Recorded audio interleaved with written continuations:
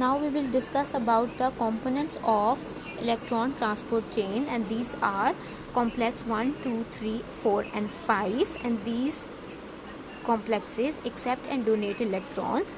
In the end, water is formed. The NAD is converted into NADH2, and NADH2 is good to be written as NADH plus H because one is the hydride and one is the free proton.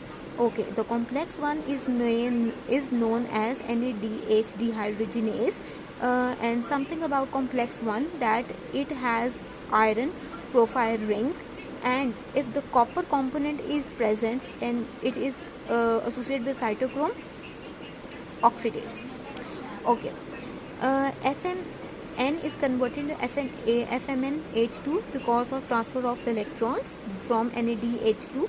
From complex 1, the coenzyme Q and the carrier protein that helps to transfer the electron from FMNH2 to FAD.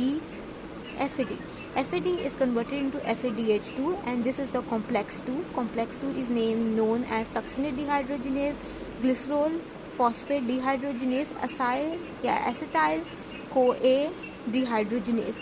Again, the coenzyme Q transfer the electrons to complex 3, which is also known as cytochrome BC1, which converts the iron from ferric state to the ferrous state.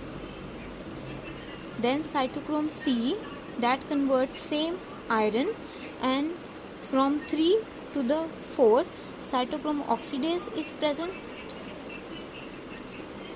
Complex 4 is also known as cytochrome C oxidase. Okay, then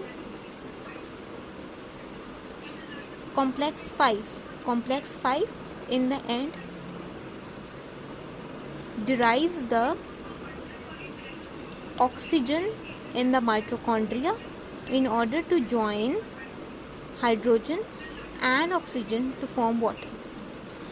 One thing, now I will revise first the complex numbers, then the names, and then the carrier coenzymes involved.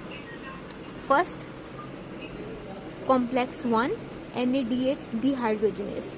Second, complex 2, succinate dehydrogenase. Complex 3, cytochrome BC1.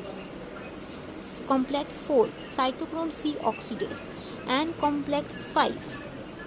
Complex 5 has a structure which is actually like this.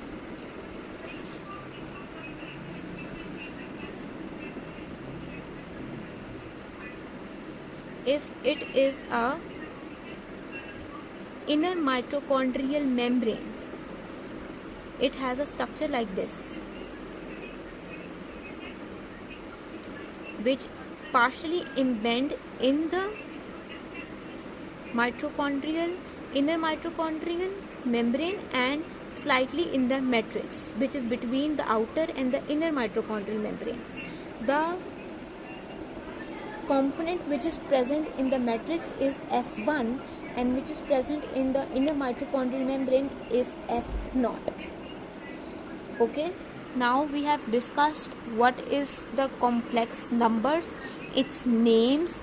Now we have to know where this has this electron transport chain can be inhibited. It can be inhibited at various levels. One is at the level of transfer of electrons from complex 1 to 2 via inhibiting coenzyme Q with the help of amethyl and retinol. Secondly, at the level of complex 3 to 4, cytochrome C is involved. It is inhibited by antimycin. And at the level of complex 4 and 5, with the help of inhibiting the transfer of electrons from 4 to 5 via cyanide, carbon monoxide, sodium azide. So mainly you have to know what are the complexes, what are its names, how electrons are transferred from one complex to the other, what is formed in the end, and how it has been inhibited.